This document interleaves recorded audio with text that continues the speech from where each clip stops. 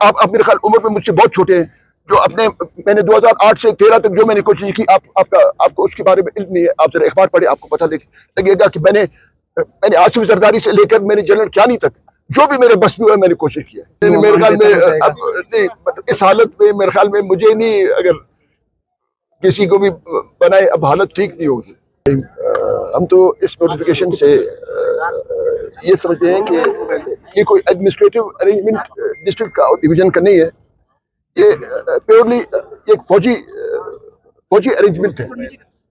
ہمیں بغیر پوچھے ہوئے سراوان, جالوان اور ہمارے لوگوں مطلب جوب سے لے کر گوادر تک ہمارے لوگوں کو پوچھے بغیر تو یہ نوٹیفیکیشن کیا گیا ہے. ہم اس کو اپنے فنڈامنٹل رائٹ کی بالکل وائلیشن ہم سمجھتے ہیں, اور ہم بالکل اس کو اچھے نظر سے ہم نہیں دیکھتے. ہم یہ سمجھتے ہیں کہ ایک طرف یہ کہتے ہیں کہ حکومت جمہوری ہے, لیکن یہ تو پورا ڈکٹیٹرشپ ہے. بغیر پوچھے ہوئے اور انہوں نے یہ فیصلہ کیا. ہمیں تو حیرانگی ہے ان کیبنٹ کے ممبر سے جو ڈائریکٹلی اس فیصلے سے متاثر ہوئے ہیں, لیکن وہ بھی خاموش ہے. تو اس سے صاف ظاہر ہوتا ہے کہ یہ ایک ڈکٹیٹوریل ایک ڈیسیژن ہے.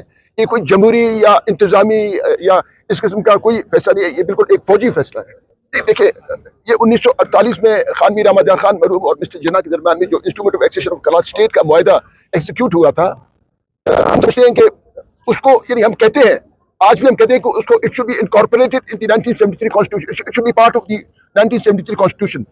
لیکن اس کو یکسر نظر انداز کیا گیا ہے. میں تو اس خان صاحب کا اور مسٹر جناح کے معاہدے کا کوئی پچھلے 20-25 سال سے میں ایڈوکیٹ ہوں. میں اس کی ایڈوکیسی کر رہا ہوں. میں نے اس پہ بات کیا, اس کو میں نے اخبارات میں دی.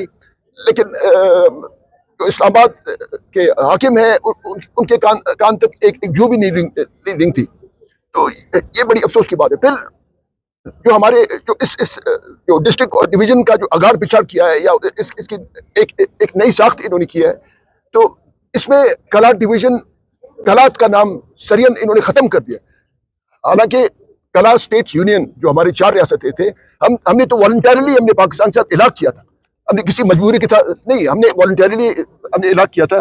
اچھا, یہ میں آپ دوستوں کو اس کے کچھ کاپیز ہیں, آپ آپس میں پھر فوٹو کاپی کر کے آپ تقسیم کریں. اس میں صاف کہتا ہے کہ کوئی بھی اس ریاست پاکستان میں کانسٹیٹیوشنل ارینجمنٹ ہوگا, ہم اس کے پابندی ہوگی. کوئی بھی زمین اگر ریاست خریدنا چاہتی ہے وہ ہماری مرضی کے ساتھ, کوئی بھی الاٹمنٹ کسی قسم کا بھی اگر کوئی کانسٹیٹیوشنل امینڈمنٹ یا کچھ اور ریاست پاکستان کو کرنا ہو کہ ہمارے, لیکن اس پہ انہوں نے آج تک عمل درآمد نہیں کیا. اور یہ ہم اس کو پسند نہیں کرتے.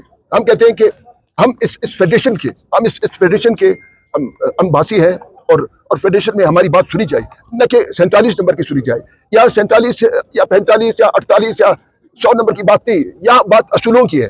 اور آج کا جو ہم نے پیٹیشن فائل کیا ہے, یہ ہمارے 73 کے مطلب جو کانسٹیٹیوشن 1973 میں مسٹر بھٹو نے ترتیب دیا تھا, حفیظ میرزادہ نے بنایا تھا, اور ایک میرے خیال نواب خیر بخش بری کے بغیر باقی پشتون اور بلوچ جو ہمارے لیڈرشپ تھے انہوں نے سب نے دستخط کیے تھے. ہم سمجھتے ہیں کہ اس کانسٹیٹیوشن کے مطابق ہم نے یہ کانسٹیٹیوشنل پیٹیشن ہم نے فائل کیا. جی, اس کے لیے مطلب آپ میرے خیال عمر میں مجھ سے بہت چھوٹے ہیں. جو میں نے 2008 سے 13 تک جو میں نے کوشش کی, آپ کو اس کے بارے میں علم نہیں ہے. آپ ذرا اخبار پڑھے, آپ کو پتہ لگے گا کہ میں نے آصف زرداری سے لے کر میں نے جنرل کیانی تک جو بھی میرے بس میں ہوا میں نے کوشش کی ہے. یہ وزرائے اعلیٰ کی تبدیلی کے ہم نہ حامی ہیں نہ اس کو اہمیت دیتے ہیں. ہم کہتے ہیں کہ جو نظام ہے اس نظام کو بہتر ہونا چاہیے اور عوام کے حق میں ہونا چاہیے.